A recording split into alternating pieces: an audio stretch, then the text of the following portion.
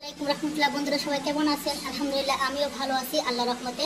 তো বন্ধুরা আজকে আমি রান্না করবো গরুর মাংস। তো আমি মাংসগুলো আগে থেকে মশলা দিয়ে মাখিয়ে রাখছি। এটা দেখতে পাচ্ছেন গরুর মাংস। আমি আগে থেকে মাংসটা মাখিয়ে রাখছি, কারণ আমি মাংসটা ওই যে দাগনি দিই না চুলাতে, আমরা যেটা বলি দাগনি দিতে হয় ওটা দিই না। আমি আগে পেঁয়াজ রসুন আদা দিয়ে সব মশলা দিয়ে আমি হাত দিয়ে মাখিয়ে রাখছি। এখন আমি চুলায় বসিয়ে দেবো প্রেসার কুকারেতে। তো বন্ধুরা আমার ভিডিও সাথে থাকেন, দেখতে পাবেন। এই যে দেখতে পাচ্ছেন মাংসের বাটি, মাশাআল্লাহ অনেকগুলো মাংস, অনেকে ভাববেন। তো এইগুলো কিন্তু সব মাংস না, হাড্ডিও আছে চর্বিও আছে। হ্যাঁ, আমি চর্বি খেতে খুব পছন্দ করি, তাই মাংস দেখতেই পাচ্ছেন। তার পছন্দ অবশ্যই চলে আসবেন। দেখতে পাচ্ছেন আমি মাংসের বাটিটা চুলায় বসিয়ে দিচ্ছি, তখন প্রেসার কুকার দিয়ে বসিয়ে দিচ্ছি। তো এখন আমার মাংসটা অনেকটা সময় জাল হয়ে যেতে, গরুর মাংস অনেক সময় লাগবে রান্না করতে, দেখুন বসিয়ে দিচ্ছি। আর এদিকে আমি এখন অন্য কাজ করে নিব, দেখতে থাকেন, ভালো থাকেন, আমার ভিডিওর সাথে থাকেন। এদিকে দেখেন বন্ধুরা, আমার মাংস বসানোর পরে দেখেন আমার অনেকগুলো থাল বাসন ছিল, তা আমি এগুলো ভাবছি এগুলো ধুয়ে নিবো, একটু পরিষ্কার করে নিবো। তবে এখানকার জিনিসগুলো এগুলো আমার বান্ধবী ও খাবার খাওয়া সবার পিছনে। আর আমি দেখেন থাল বাসনগুলো বাঁচতেছি, এগুলি প্রবাসের জীবন।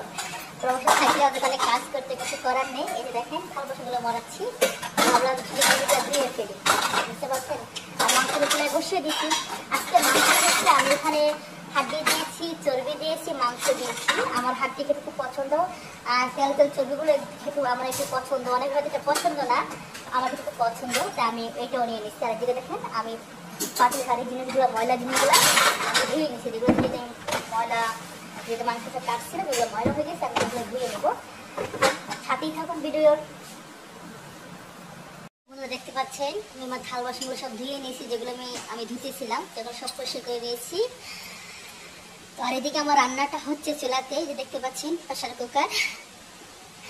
সাথেই থাকুন ভিডিওর হোক। আমি তো রান্না বসে দিচ্ছি, রান্নাটা এখনো শেষ হয়নি, কিন্তু গরুর মাংস একটু সময় লাগবে। তো বন্ধুরা আমি একজন প্রবাসী মেয়ে, অনেক আশা স্বপ্ন নিয়ে ইউটিউবে আসছি। জানি না কেউ ইউটিউব চ্যানেল চালাতে হবে, খুলতেও চেষ্টা করতেছি নিজের মতো করে। যদি আমার ভিডিও কারো ভালো লাগে অবশ্যই লাইক কমেন্ট সাবস্ক্রাইব করবেন, অবশ্যই ফলো করবেন। আর যদি কোনো ভুল টলে ক্ষমা করেন, বুঝতে পারছেন। আমি যদি একজন প্রবাসী মেয়ে, সারাদিন কাজ করার পর ফাঁকে মাঝে মাঝে ভাবে একটু ভিডিও বানাবো, কেউ করতে সেটাও যায় না, থামবে এডিটিং কিছুই যায় না, চেষ্টা করতেছি। তো দেখি আমার রান্নাটা কেমন হয়েছে, চলুন সাথেই থাকুন আমার ভিডিওর। আমি চুলা থেকে এক কিলো মাংস নিয়েছি, দেখতেছিলাম যে মাংস সিদ্ধ হয়েছে কিনা। তো এখনো ভালোভাবে সিদ্ধ হয় না, দেখেন এক পিস নিয়েছি, এখনো সিদ্ধ হয় না ভালোভাবে। কারণ আমার একটা অভ্যাস আছে কি, রান্না করতে করতে একটু খেতে হয়, নাহলে আমার ভালো লাগে, টেস্ট করে দেখতে হয়, টেস্ট, বুঝতে পারছেন। আরেকটু সিদ্ধ হবে, তারপর আমার হচ্ছে আর 10 মিনিট জাল দিলে আমার রান্নাটা হয়ে যাবে। সাথেই থাকুন আমার ভিডিও। কাটা এরকম মাংস খেতে পছন্দ অবশ্যই কমেন্ট করে জানাবেন। তো বন্ধুরা আমার একটা রান্না করা শেষ করে আমি খেতে বসে গেছি খাবার ভাত।